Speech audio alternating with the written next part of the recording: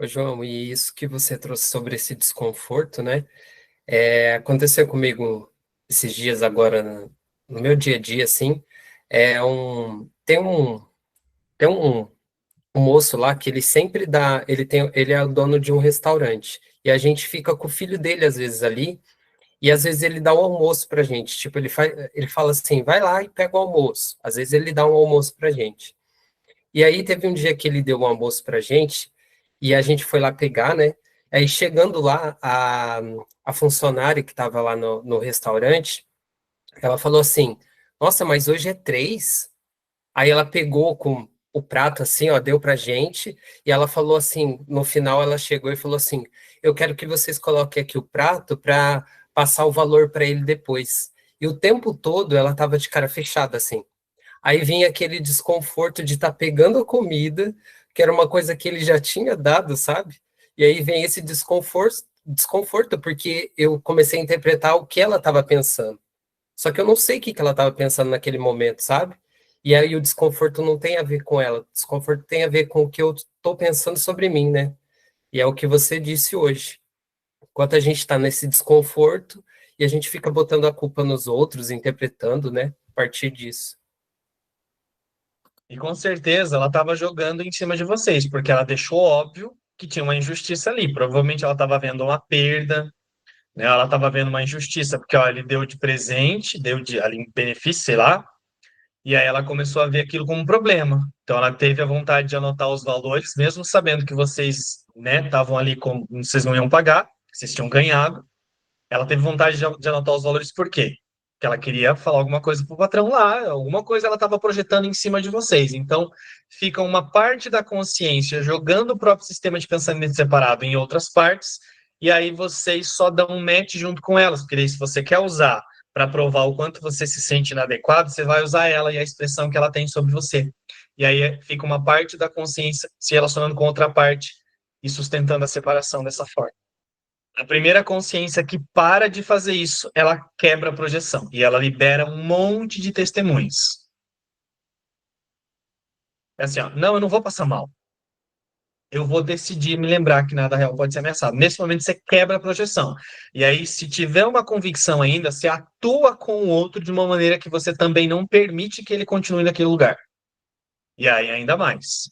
Que se tem a possibilidade de haver, né, uma extensão realmente daqui para lá, quando você se comunica a partir da verdade com o outro, muitas vezes você nem vai falar de um curso de milagres, na grande maioria das vezes você não vai falar coisas de um curso de milagres.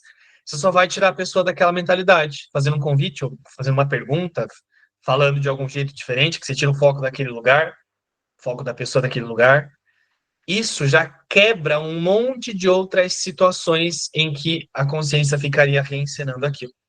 E isso não é só com pessoas, né? Tipo, dentro de casa, quando a gente está fazendo as coisas, tem sempre uma sensação, muitas vezes, né? De erro, de tu estar fazendo uma coisa, sei lá, tô lavando a louça, aí tem aquela interpretação, não, mas tu devia estar, sei lá, tem uma roupa lá para dobrar, mas tu devia estar fazendo aquilo. Aí tu vai lá e tá fazendo a roupa, aí não, mas tu devia, ó, tem, tipo aqui, né? Tipo, tem mensagem no grupo de mandado, tu já devia estar mandando. Ó, tem isso aqui, né? Tem sempre a próxima coisa é um estado de erro ali, se tu não se posiciona diante daquilo ali, né? Olha assim, não, que eu tenho que fazer isso aqui agora, porque isso aqui é sem significado, não importa o que seja, né? É isso, pessoal. Lembrando, cada um dos resultados de como eu estou percebendo nesse instante é o resultado da escolha da consciência de quem ela quer seguir. Ou a projeção, ou a extensão.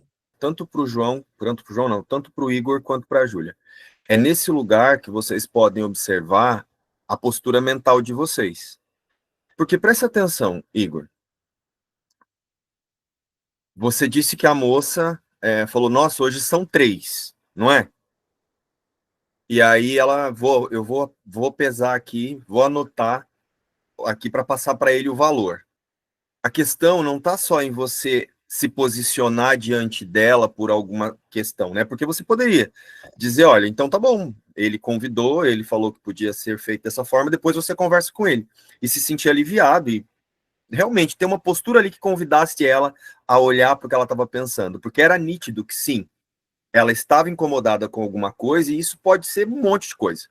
Pode ser porque eles têm que pagar, eles não podem comer de graça, pode ser que ela tenha percebido que ela não tenha benefícios e ela trabalha ali e é injusto porque vocês não trabalham. Ela pode ter analisado bilhões de coisas e isso é problema dela. Mas a questão é, quem é que te colocou ali? Qual foi o percurso que você fez antes de chegar ali para você estar naquele momento ali diante de uma pessoa que queria confirmar alguma coisa, alguma injustiça? Por que que você se coloca nesses lugares?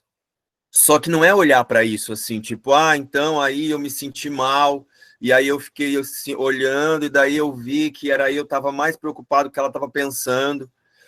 Se você quer resolver isso de uma vez, e se você quer viver o perdão completo, quais são as posturas mentais que eu adoto que me colocam nessas situações? Porque é provável que você deixou passar situações em que você resolveu a rejeição de alguma forma, sem olhar, sem mudar a postura. Eu não posso ser rejeitado, então eu me posiciono diante do roteiro na confiança de não poder ser rejeitado. É dessa forma, é com a mudança de postura mental que você não se coloca mais em cenas como essa. Entendeu, Lourdes? Entendeu, Alexandra? A mudança não é no comportamento, mas percebe que por ele pensar que ele pode ser rejeitado, que ele tem problema de escassez, que ele vive na falta, então ele se posiciona sempre num lugar de necessidade. Ele vai se colocar diante de um lugar, diante de alguma coisa que comprove para ele a postura mental que ele acredita.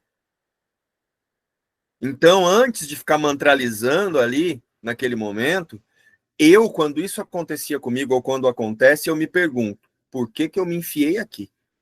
Se eu estou experimentando esse desconforto, onde foi que eu não me posicionei a partir da verdade, que agora eu estou experimentando isso daqui? Igor, presta atenção, tem sempre alguém te ajudando. Você está sempre precisando de ajuda de alguém. É para isso que você tem que olhar. O filho dele vem brincar aqui. O que você tem que cuidar de criança? Você é babá? Você é vendedor ou é babá? Você vê um benefício em cuidar de um capetinho ali? Que eu quero saber de criança perto de mim. Criança eu gosto junto com a mãe. Quero distância de criança. Criança e cachorro, Deus que me perdoe. Acho lindo. Lá com a mãe e com os donos lá. Agora, ser babá, troco de um prato de comida. Você tem que olhar para que você se sujeita a esse tipo de coisa. Tem sempre alguém te ajudando, Igor. Então, assim, resumindo, é simplesmente o universo te mostrando que você está sempre no mesmo lugar. Estou usando o universo por causa daquele nosso estudo lá do Descomplicando. Você estava, né, Alexandra? Que é o roteiro da consciência. Lembra quando eu expliquei o roteiro da consciência? Que você volta sempre para o mesmo lugar? É simplesmente você voltando para o mesmo lugar, Igor. Significa o quê? Eu não mudei a minha postura mental, é simplesmente o ego vindo e dando na sua cara, assim, pá, com aquilo que você pensa. E adotar uma postura mental que te tire disso. E como é que você adota essa postura mental? Você adota uma postura mental de não acreditar no que nas crenças falam que você é. Porque você passa a acreditar que você é a imagem e semelhança de Deus. Desse lugar, você não vai precisar mais de nenhuma situação dessa. Sabe, Lourdes, esses fumos que a gente tuxa no rabo da gente? É simplesmente a vida te dizendo, você continua escolhendo pela mesma coisa. É simplesmente o roteiro dizendo assim, querida, você está escolhendo a mesma forma de pensar. É simplesmente isso. A primeira coisa, eu olho para mim. O que eu estou escolhendo aqui que eu estou olhando para isso aí? Quero isso que não. Então é isso, pessoal. Nós continuamos essa sessão na próxima terça, tá? Beijo, tchau.